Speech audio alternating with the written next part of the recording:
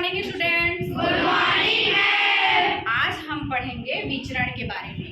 विचरण दो प्रकार का होता है, अनुक्रमानुपाती विचरण, व्युत्क्रमानुपाती विचरण। अब ये विचरण क्या है और कैसे अनुक्रमानुपाती विचरण होता है और किस तरीके से व्युत्क्रमानुपाती विचरण होता है, इसके बारे में आज हम जानेंगे।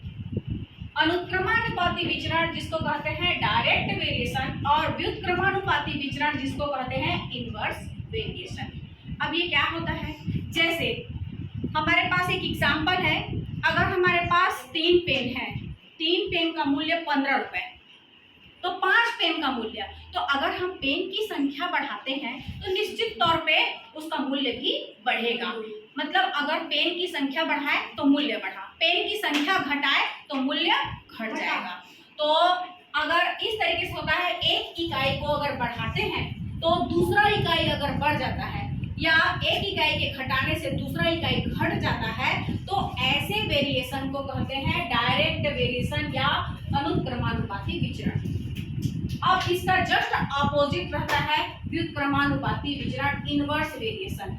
जैसे हमारे पास एग्जांपल है, यहाँ पे अगर 12 मजदूर एक दीवार को 10 दिन में बना सकते हैं, उसी दीवार को 20 मजदूर कितने दिन में बना लेंगे। एक दीवार है जिसको 12 मजदूर जो है 10 दिन में बनाते हैं, और अगर 20 मजदूर लग गए तो इसमें मजदूर की संख्या बढ़ गई तो निश्चित तौर पे दिनों की संख्या कम हो जाएगी। मजदूरों की संख्या बढ़ाने से दिनों की संख्या क्या हो गई, कम हो गई। तो इसको कहते हैं, एक के बढ़ने से दूसरा अगर घट जाता है तो व्युत्क्रमानुपाती विचरण मतलब इनवर्स वेरिएशन होता है। तो आइए देखते हैं, हमारे पास क्वेश्चन है अनुक्रमानुपाती विचरण के लिए, यदि 3 किलोग्राम गेहूं का मूल्य 36 रुपए है तो 18 किलोग्राम गेहूं का मूल्य ज्ञात कीजिए। अभी हमारे पास 3 किलोग्राम गेहूं का मूल्य दिया हुआ है, 18 किलो का निकालना है, तो निश्चित है कि 3 किलो का मूल्य जितना है, अगर 18 किलोग्राम होगा तो वो मूल्य क्या हो जाएगा, बढ़ जाएगा। अगर एक के बढ़ाने से दूसरा बढ़ गया, ये अनुक्रमानुपाती विचरण है। तो हम यहाँ लिखेंगे कि यह अनुक्रमानुपाती विचरण में है। और इसके लिए एक फॉर्मूला होता है, हम इस तरीके से एक टेबल बनाएंगे, गेहूं की मात्रा किलोग्राम में, जिसको हम गेहूं की मात्रा को x से करेंगे, x1 और x2, और मूल्य जो है रुपए में y1 y2। तो यहाँ क्या है, यह अनुक्रमानुपाती विचरण है, ये अनुक्रमानुपाती विचरण है। तो अब इसके लिए अगर अनुक्रमानुपाती विचरण है, इस तरीके के प्रश्न को यूनिटरी मेथड जिसको एकिक नियम कहते हैं उस तरीके से भी बनाते हैं। लेकिन अगर आपको एकिक नियम नहीं आ रहा है करने के लिए, तो आप सूत्र जो है अनुक्रमानुपाती का सूत्र है उससे भी निकाल सकते हैं। अनुक्रमानुपाती अगर है तो उसके लिए सूत्र है x1 बटे y1 x2 is equal to x2 by y2, x1 by y1 is equal to x2 by y2। ये हमारे पास फॉर्मूला है। अब इसमें रखेंगे, यहाँ x1 क्या है, 3 किलोग्राम गेहूं का मूल्य कितना रुपए है, 36 रुपए। तो हमको 18 किलोग्राम गेहूं का मूल्य हमको निकालना है, ये y2 है अपने पास। तो यहाँ x1 की जगह हो गया 3 और ये हो गया 36 बराबर 18 बटे y2। हमको इसी y2 का मान निकालना है। यहाँ पर क्रॉस मल्टीप्लिकेशन करेंगे इस तरीके से, इसके साथ और ये इसके साथ, ये हो जाएगा 3 गुणित y2 बराबर 18 गुणित 36। हमको y2 की वैल्यू निकालनी है, ये हो जाएगा 18 गुणित 36, और ये ट्रांसपोज हो जाएगा 3, ये ट्रांसपोज होकर के उधर चले जाएगा, मल्टीप्लाई में है वो डिवाइड में चले जाएगा, और ये कट जाएगा, और 3 एकम 3, 3 छक्का 18, इन दोनों का आपस में हम क्या कर देंगे, मल्टीप्लाई कर देंगे।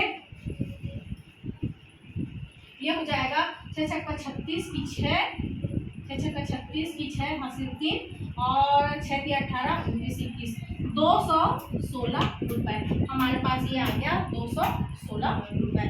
तो यहाँ पर आप उत्तर लिख लेंगे। तो देखिए 3 किलोग्राम गेहूं का मूल्य 36 रुपए है, तो 18 किलोग्राम गेहूं का मूल्य कितना निकल गया, 216 रुपए। इस तरीके से हम बिना यूनिटरी मेथड के, बिना एकिक नियम के हम अनुक्रमानुपाती के प्रश्नों को सॉल्व कर सकते हैं।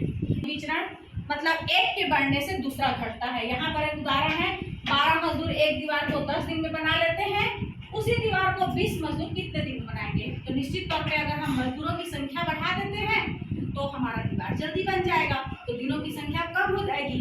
प्रश्न को देख के समझना है कि यह कौन सा विचरण है। तो यहाँ पर ये व्युत्क्रमानुपाती विचरण है, एक को बढ़ाते हैं तो दूसरा घटता है। तो इसके लिए फिर टेबल बनाएंगे। मजदूरों की संख्या इसको x1 x2 और दिनों की संख्या y1 y2। तो यहाँ पर कितने हैं? 12 मजदूर है और कितने दिन में दीवार को बनाते हैं? 10 दिन में। और उसी प्रकार यहाँ पर मजदूरों की संख्या अगर 20 हो गई तो ये दीवार कितने दिन में बनेगा? तो अब ये निश्चित तौर पे व्युत्क्रमानुपाती विचरण में है। हम यहाँ पर लिख लेंगे व्युत्क्रमानुपाती विचरण में है।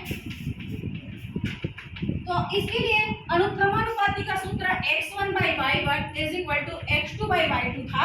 यहाँ अगर व्युत्क्रमानुपाती हो गया, यहाँ ये आपस में मल्टीप्लाई हो जाते हैं, मतलब x1 × y1 = x2 × y2, मतलब इन दोनों का आपस में गुणा हो जाता है। x1 × y1 बराबर x2 × y2। यहाँ हम मान रख लेंगे x1 की वैल्यू है 12, ये 10 × 10, 10 2 ने 20, 2 × 1 2, 2 छक्का 12। यहाँ पर y2 का वैल्यू आ गया 6, मतलब 12 मजदूर 10 दिन में बनाते हैं तो 20 मजदूर कितने दिन में बनाएंगे? 6 दिन में। आप उत्तर लिख लेंगे 20 मजदूर 6 दिन में बनाएंगे। इस तरीके से हमारा अनुक्रमानुपाती एक के बढ़ाने से दूसरा बढ़ता है। तो किस तरीके से सॉल्व करते हैं प्रश्न, और ये व्युत्क्रमानुपाती एक के बढ़ाने से, एक इकाई को बढ़ाने से दूसरा इकाई अगर घटता है तो ये व्युत्क्रमानुपाती में है, तो उसको किस तरीके से सॉल्व करते हैं आज हमने ये सीखा।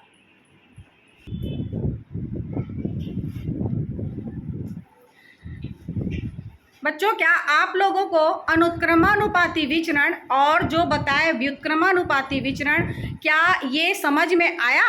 Yes, क्या ऐसे प्रश्न आएंगे तो आप इनको सॉल्व कर सकते हो? yes, बहुत अच्छी बात है। तो हमको यह समझ में आ गया कि एक संख्या, एक का इकाई का बढ़ाने से दूसरा इकाई बढ़ता है तो अनुक्रमानुपाती विचरण होता है, और अगर एक इकाई के बढ़ने से दूसरा इकाई कम हो जाता है, उल्टा अगर होता है तो वह व्युत्क्रमानुपाती विचरण में होता है। तो आप लोगों को बहुत अच्छे से समझ में आ गया? yes, चलिए, बहुत अच्छी बात।